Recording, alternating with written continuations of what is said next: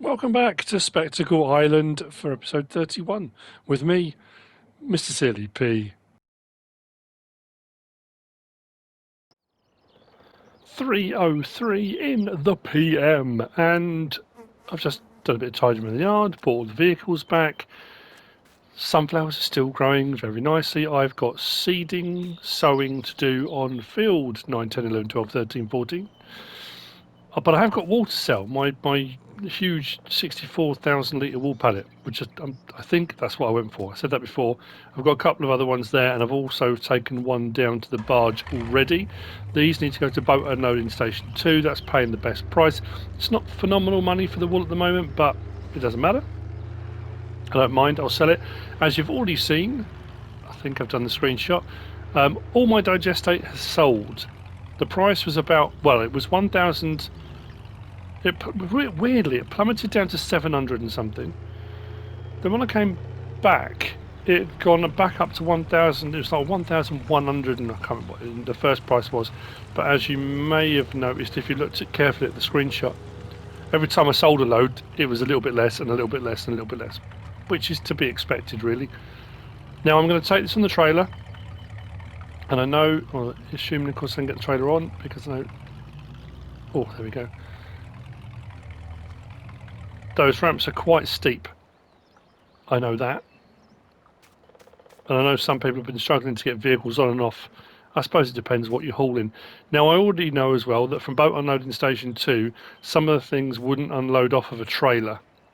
So I may have to do something nefarious with the trailer.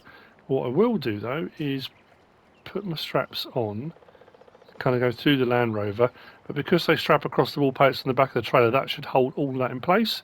We shouldn't have a problem. Let's bring our ramps up, start her up. Fuel we're okay for, and we do have fuel points all over the place. So boat unloading station 2 is where I'm heading to. Now, the other thing as well, I think I'll probably get some more cows too. So I want to get this sold. We'll get some more cows soon, because we sold. I had in the end 606,000 litres of digestate we ended up selling. So we did all right. It was roughly 70 grand per load. I'm not knocking it. That's good money for digestate.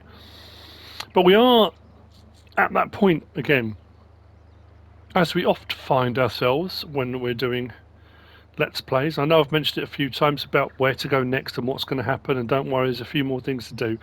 Because my initial kind of plans, I don't know what I was going to do initially. I said about buying up all of this and having one big island, one field, but obviously because the road runs through the middle, there's fences either side, that's not as easy to do. But I'm probably at my goal. I'm money's all right, and I know from people's comments and stuff like that. Jim's maps, your money's okay from the word go. It's not always the struggle, and you can make it a harder struggle. You can put it on hard mode. You can refrain from doing certain things. So I've always said I like the fact the options are all there. It gives you so many more options for narratives, and depends how you're going about doing your Let's Play. You don't have to utilise any of it. I could have, as we saw from buying the manure, I could have bought the manure from the imports with a 250,000 litre trailer, taken that straight to the biogas plant, sold it, made a profit on that anyway, a big profit on that anyway, then sold the digestate, made more profit. I could have just spent an entire Let's Play just being a manure salesman. So there are things, and a lot of maps that are like that. You can find one thing and you can just do that, rinse, repeat, and make an absolute load of money. But I have also always found that I like the gameplay. I like, all the things you can do, and I like to vary what I'm doing. So we're at that tipping point where I've pretty much got the machinery and the equipment I want. I've got 4 large tractors. I've got 2 large capacity. I mean, when I say they're not large harvesters, but they're large capacity harvesters, and I may well get a third. I am going to seed or plant my new big field with soybean, and we'll do a massive soybean harvest on there, but we'll do a big sunflower harvest on fields 1 through 6, And realistically, after that, we've got all the animals. I mean, I haven't done horses, to be fair. I was talking to Bear and Papa the other day. He's running a Let's Play on Mercury Farms, and he's set up a whole ranch thing. He's doing other things too, but he's got... Was it last time talking to him?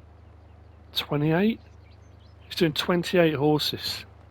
It's taking him hours to exercise them and do all the prep and feed and whatever. But something he talked about a while ago is you get your horses to a point where each day you buy a new one, and then when you reach that point where the ones you started off with have reached their maximum value, so you buy them for £5,000, sell them for 50 when they're fully trained, fully where they should be. Each day, because you've bought a new one each day, you sell a new one each day, you have that rolling cycle that every day 50 grand. It's an interesting way of doing things.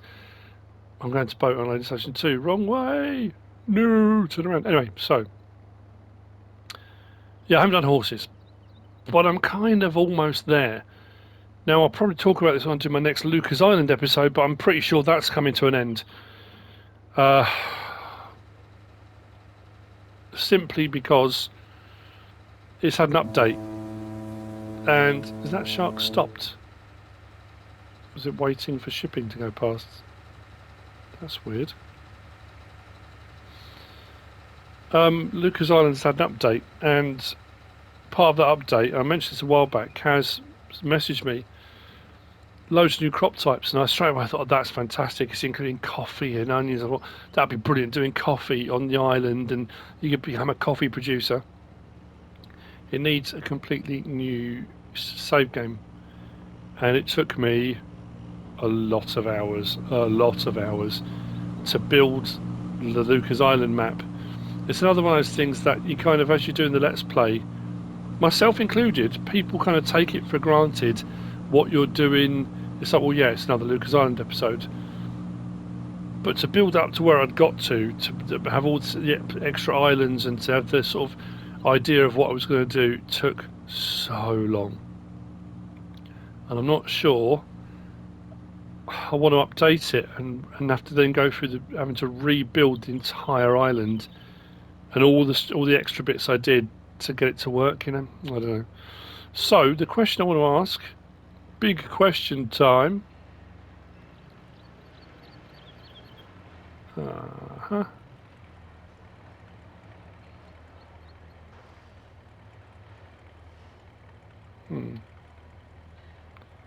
Shouldn't I have had something come up? Let me just double check that. Boat unloading station 1, wool.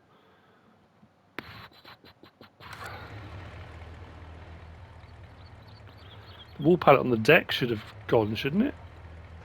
I should have had the option to unload, or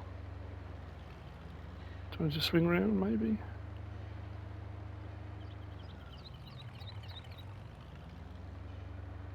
Hang on, no. Oh, I was going right the first time, wasn't I? That's the new one, isn't it? That's boat unloading station 2. Oh, sorry for everyone who was shouting the scream when I realised or thought I'd made the wrong choice. I was going right first time. Yeah, so big question time. That I might call the episode that, big question. Big question time.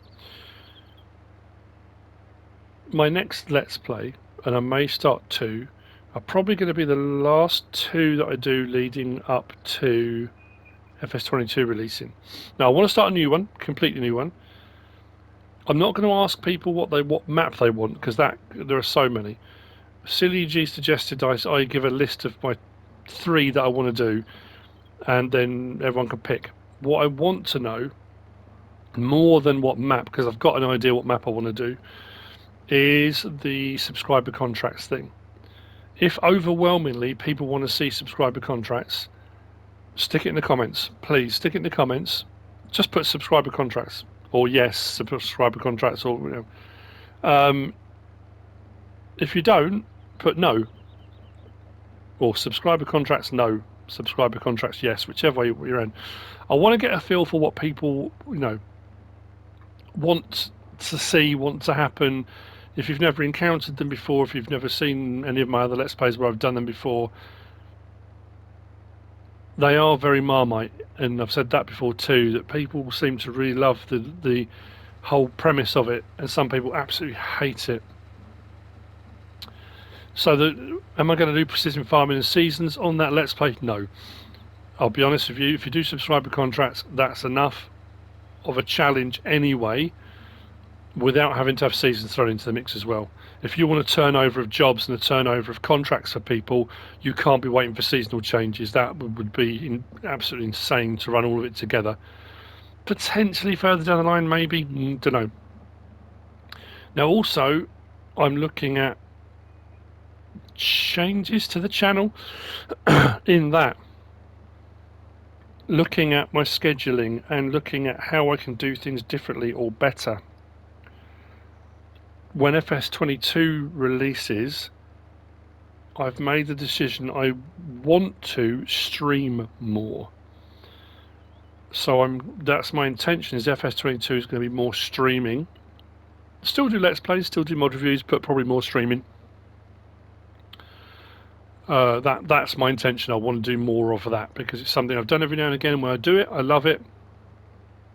But as I've also said before, I have a busy household. And when I spoke to Mrs. Silly P about it, she said, look, everyone in the house has just got to understand that it's your job. And whilst we don't have a massive house, and I don't have a separate studio, I don't have somewhere I can go and lock the door and put a do not disturb sign up or anything like that. My kids are adults now. They're not little kids. They're not tearing around like maniacs. But they need to understand if I'm working kind of thing, So that's, so the big question then is subscriber contracts on the next Let's Play, yes or no? And then the next big question is, I'm thinking about going back to Six Ashes because I kind of left it unfinished. And I really liked that map a lot. And when I say like that map a lot, I absolutely adore that map. People have been asking a lot lately, top fives, am I going to do any of those before we finish FS19? And people have been asking me what's your top favourite maps, and I'll be honest with you. Right, so the one on the deck went. So what I've got to do now then... Okay.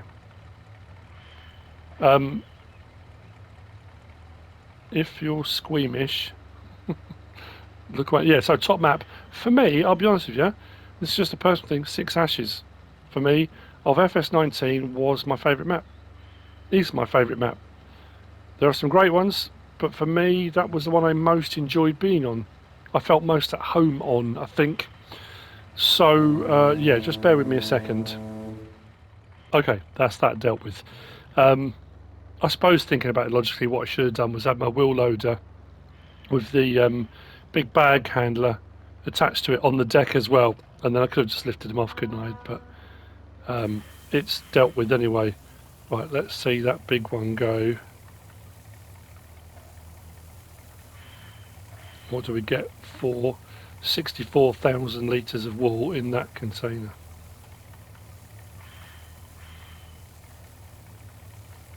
Whoa.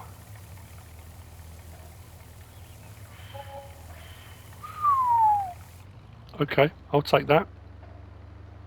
So I'm going to take this back now. So yeah, a few decisions, few things I need to think about, things I need to do. I would like your input. It's that I like to involve subscribers. I like to involve people. I read the comments. I like to get a feel for what people are thinking, what they're liking, what they're not liking, that kind of thing. And that is a double-edged sword, and it has over time been. People have said to me a lot. Because you can tie yourself up in knots, and I have done in the past. Don't worry about what people are thinking or saying. And when it's all negative, you still have to take away from that, why is it all negative? There must be something I'm doing. Obviously you're going to get the odd comments here and there from people where they're not happy about something. And if it's an individual, fine. But if you get an overriding feel of something, if a lot of people are saying the same thing, or there's a feeling, you kind of get it when you're going through the comments. You get an idea. So... subscriber contracts I really enjoy because it's, for me, I like that engagement with viewers and subscribers, and I like the fact that a lot of people, when I've done them before, get really involved in it. So they'll be running their own Let's Play and they'll offer a subscriber contract to me, and tie that into their own Let's Play, into their own storyline. If they're making their own videos, if they've got their own channel, they'll often link it into what they're doing as well. And I like that. I like that kind of community kind of mix thing. So yeah, potentially, but I just want to get a feel. Am I absolutely 100% still going to do it? If enough people are like, yeah, absolutely, we'd love to see that, then probably, yeah.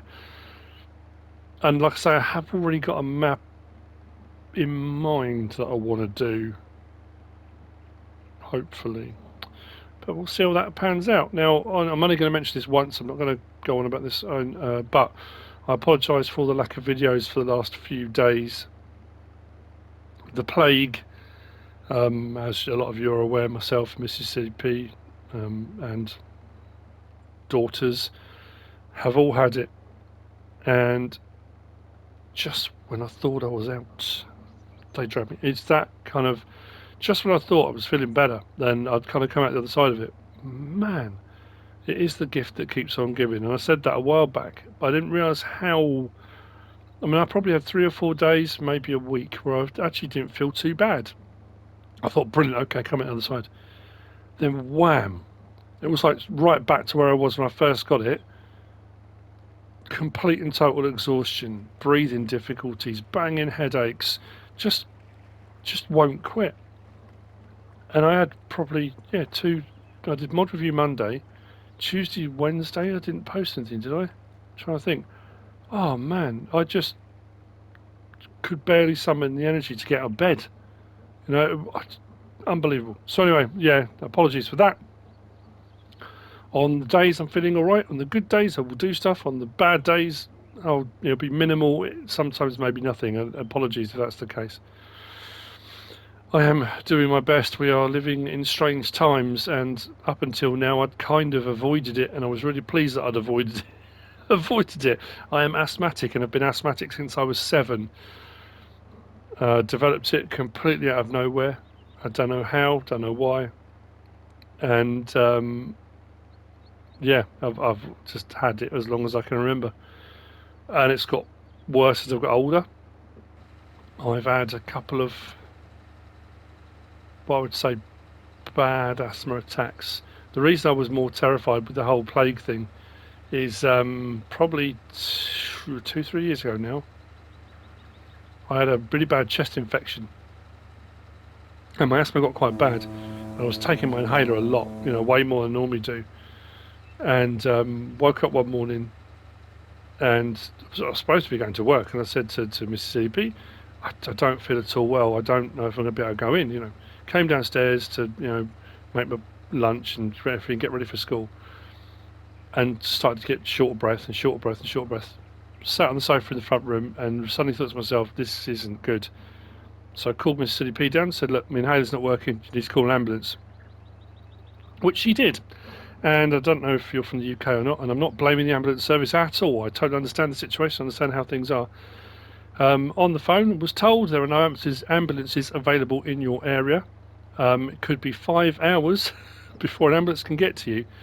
The nearest ambulance was about 15 miles away, in another town over, and we live within 5 minutes of the local hospital. But I couldn't even walk. I was at the point I was literally trying to suck in as much air as I possibly could, and oh man, it's awful talking about it. It got to a point where I collapsed on the floor, and I honestly, hand on heart, thought I was taking my last breath. Just couldn't get any air in. I was, at that moment, a paramedic came up the road in his car.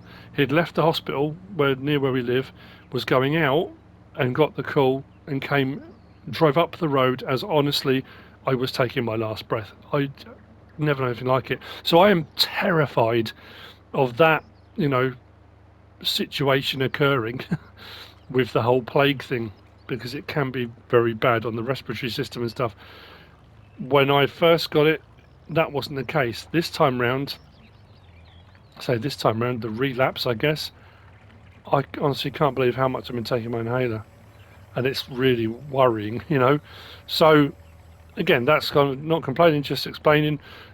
the situation is that I no, I thought you could pick this up, but apparently not. So I have to come and get that. Sorry, I know I've waffled on a lot, haven't I?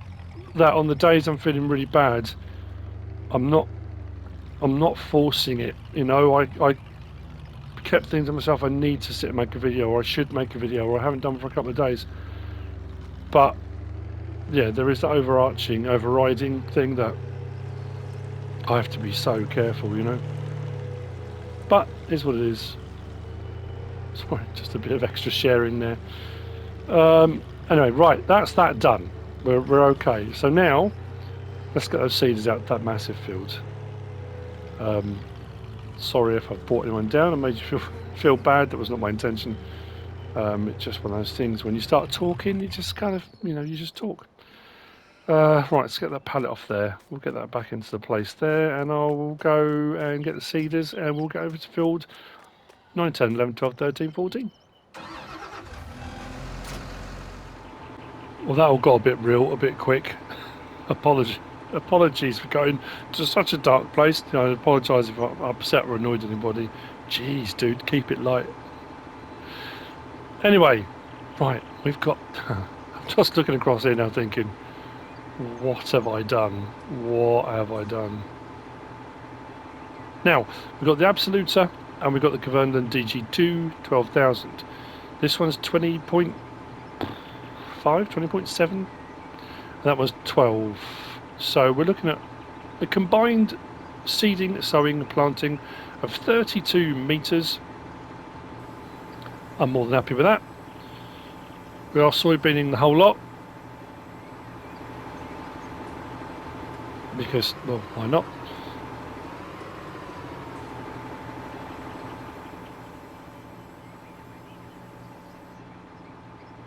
Let's turn that on. Let's drop it down.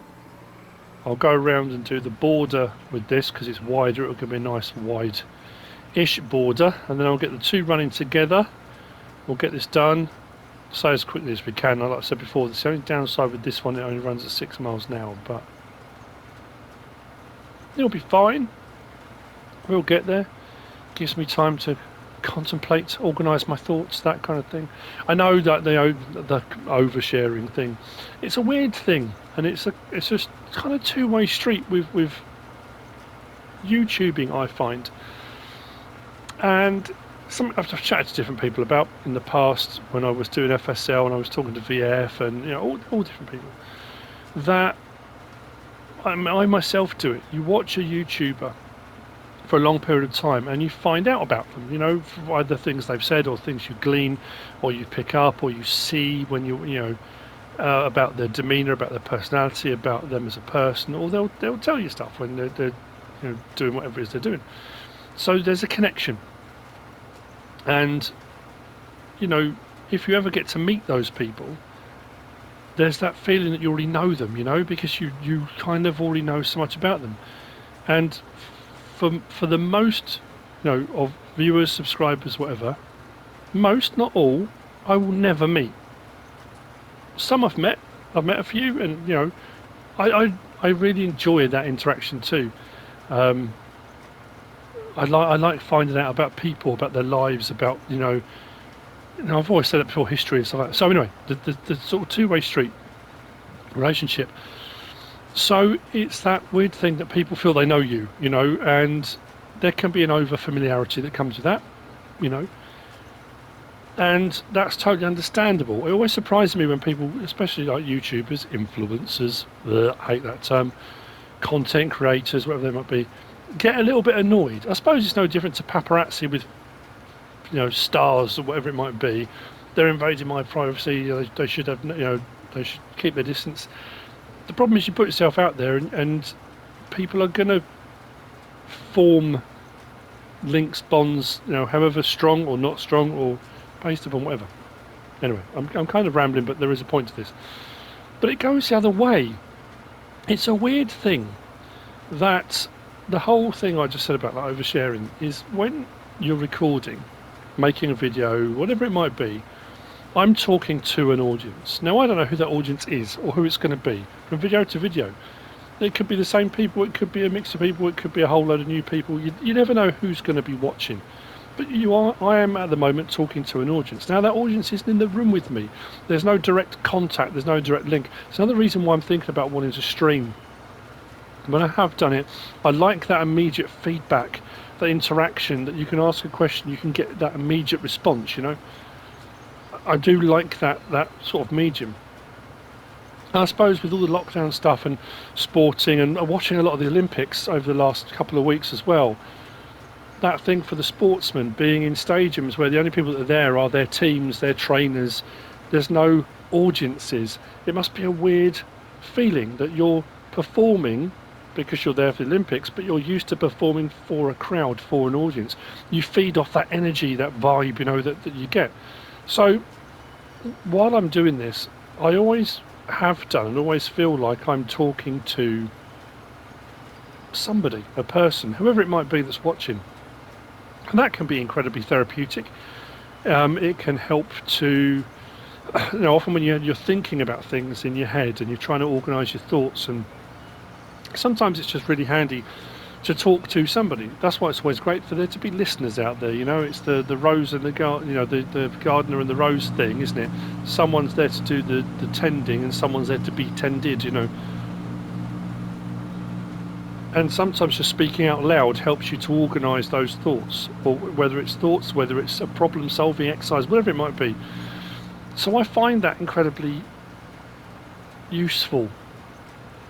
And over time, as my channel's grown, as my subscriber base has grown, as I've got to know a lot more of you out there, you know, and there are a lot of people out there who I've been chatting to since my channel started, some longer, some not as long, who I consider friends. And it's that weird thing that friends who I've never met, like I say, a couple I have, but you know, and that I always get that feeling when I'm doing this, I'm talking to them, to those people, and to anyone else who wants to listen to my constant ramblings.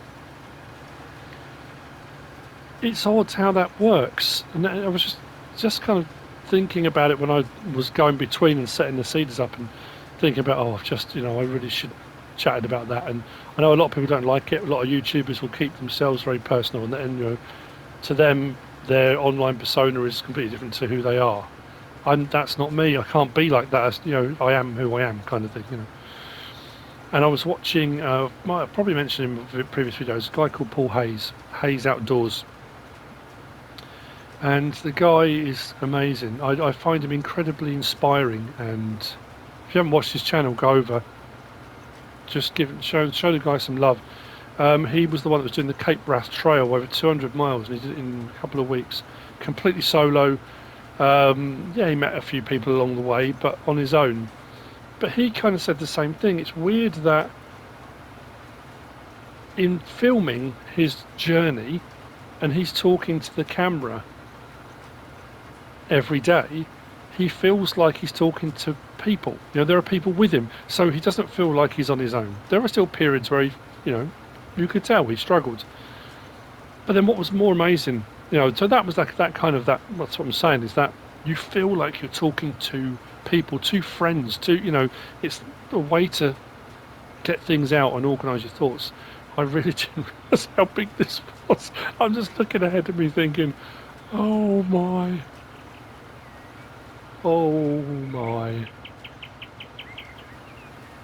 I'm going to need a third harvester, definitely. But yeah, he came off the back of doing the Cape Wrath Trail. I think he had a couple of weeks, and then he did the Three Peaks Challenge. Now, if you're not aware of the Three Peaks Challenge, if you're not from the UK, or just because you're not from the UK, you wouldn't have heard of it. But it's the three highest peaks across the UK. It's got Ben Nevis in Scotland, Scafell Pike in England, and Snowdon in Wales.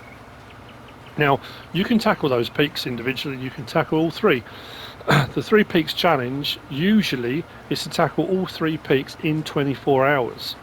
So what you normally have is a support crew, people that drive, because obviously Ben Nevis is top of Scotland, up near Fort William. Scafell Pike's the Lake District, and obviously Snowdon being in Wales, there's a bit of a drive between them. So logistically, working out how you're going to do it, and for your body to recover to do all three, one after the other, wow. I can only just That's another story I could. So I tell it now. I'm just thinking time wise. Myself, my brother, and my best friend, or one of my best, yeah, Steve. Years ago, decided we were going to do the Three Peaks. Now, my dad decided he was going to come along with us as well. So we had it all planned. We'd booked campsites and all the rest of it. We kind of scaled it back to the Two Peaks. We were going to do Ben Nevis and we were going to do Scawfell. Just because time-wise, and we weren't doing it in 24 hours, nothing like that. So anyway, we drove all up to Fort William, and it rained constantly. We stopped part way up to camp, and then we head up to Fort William. So up we go Ben Nevis. We go about a third of the way up. My dad, now something I didn't know about him, my dad admits, I'm terrified of heights. Okay, we got up the highest mountain in Scotland. Probably should have mentioned that before. So he gets about a third of the way up, and some of it was a bit precarious here and there. And he said, I can't. I've got to go back down." So he went back down to the campsite. Great. So that left three of us, intrepid travellers. And I was struggling big time. Now I've had problems with one of my ankles from an injury I got years and years ago when I was a kid. So we got probably 2/3 the way up. And my brother and my best mate were going to go on ahead. I was struggling a little bit, I'll be totally honest with you. So I said to him, "Look, I'm slowing you down big time. Just go ahead. Go. Get to the top. I'll get there, as soon as I can," kind of thing.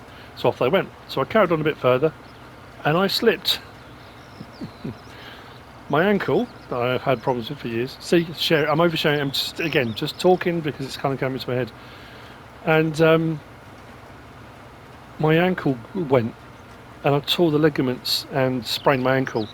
And as my ankle went and I went over, I smashed my other ankle on a rock as I fell. So both ankles absolutely nerfed. 2/3 of the way up Ben Nevis on the first mountain of the two we were going to do.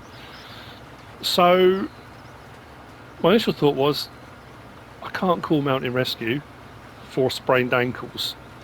That said, probably the hardest and most arduous thing I've ever done in my entire life was coming back down Ben Nevis with two sprained ankles. One was an absolute mess, both swollen beyond belief.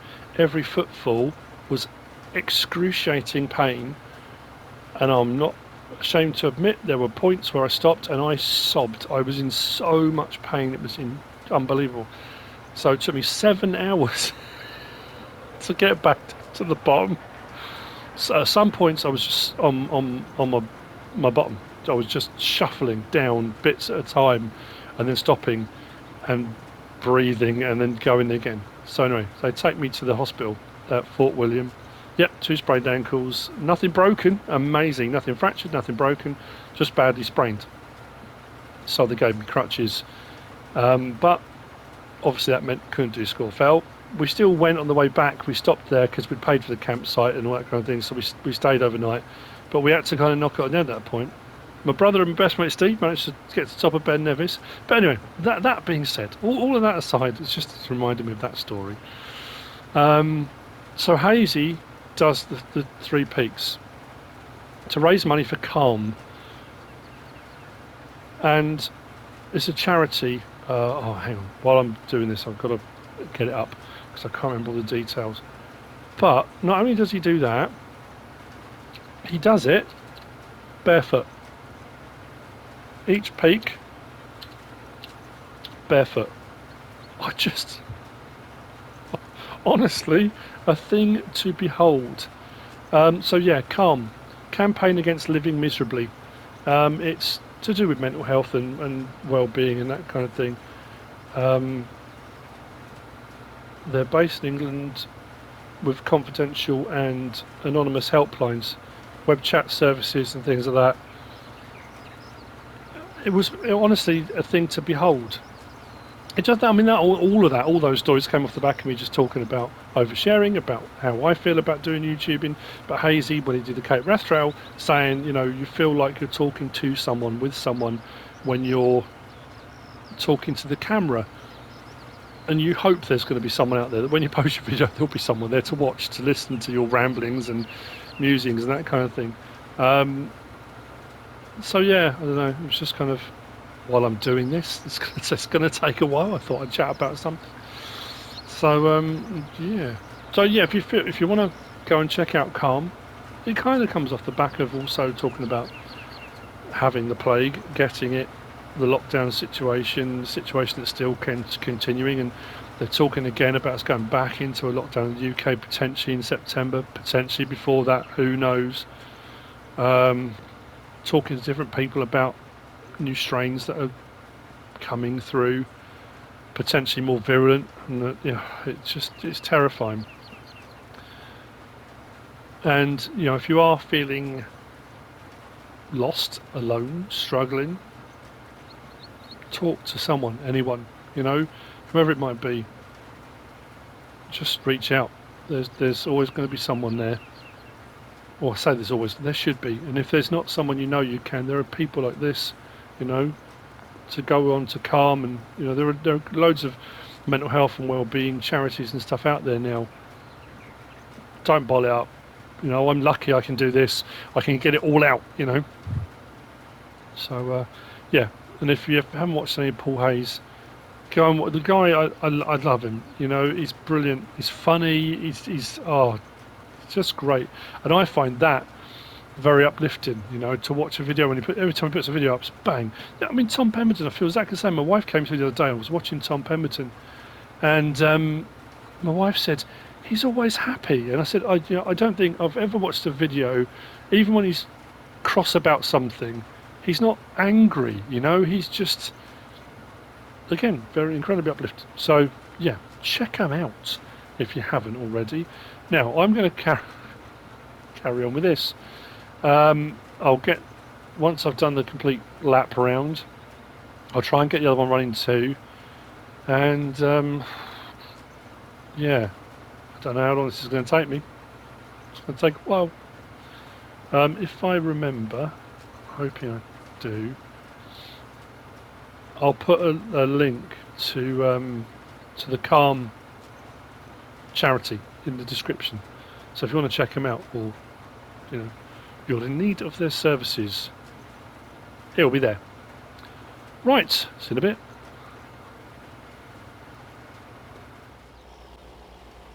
Just quickly, while I'm cracking on, what I thought I would do is split the field up into manageable chunks. I think, for my own sanity.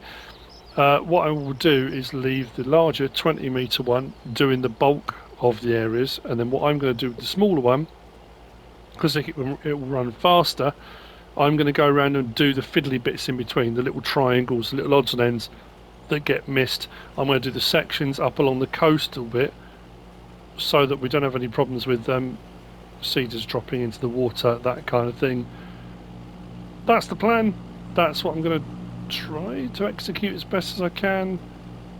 If I can go around with this, getting all the rectangles, so to speak, and then I can leave the worker plugging away, filling in those rectangles.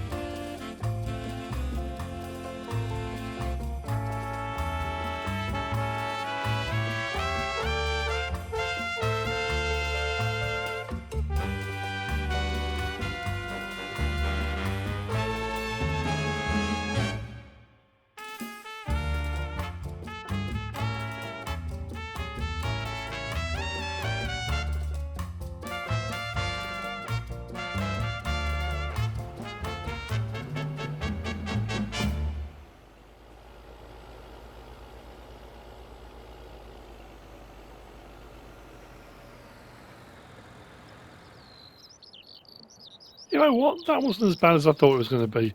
It didn't take as long as I thought it was going to take. If we go to our map, there is our Sea of Soy. So we've got our Sun Sea and Soy Sea. That's a lot. It was quite daunting when I started, but what I also mustn't forget is if we go to here and go across one, after a small mistake I made fertilising before I did all of this, I've got that section that needs to be done. So what we'll do, I've brought this over to, you can just about see on the edges, you know you have that circle, don't you? Just beyond the circle, you can just see out on the edge where the lines of the edge of the field were. So what I need to do is kind of aim for them, because as the circle moves, they will move. But what should happen is I'll be able to see the bits I need to do like that. There we go.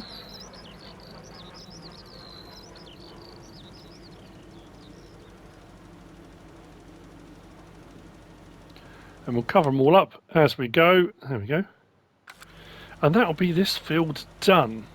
Now, mustn't forget as well, at midnight we are going to get a massive payout because we put 1.5 million litres of silage through the biogas plant. The digestate we have sold, but we haven't been paid for it yet. For the silage, that is. We've been paid for the digestate. So, yeah, another big payout at midnight. I think then it'll be new harvester. Next episode, I'm going to do the cows the next episode. I'm not going to do them now. I think I've waffled on long enough for an episode. And, yeah, we'll do cows. And we'll probably be ready for Helianthus headers, having just bought all those other headers. Helianthus headers, I think we're going to need, or I'm going to use. I say we're going to need. I've got corn headers. I don't technically need them, but I think to speed things up, we could go with Helianthus. Just checking to see where I need to go. I have missed a load, haven't I? Around the edge. Yeah, so we'll do the sunflower. So in the morning, we'll have a ton of money. And that's kind of, and the gold bars are still producing. Price has dropped for gold bars. I do have a load of milk I haven't sold yet. So that'll be something I need to do as well.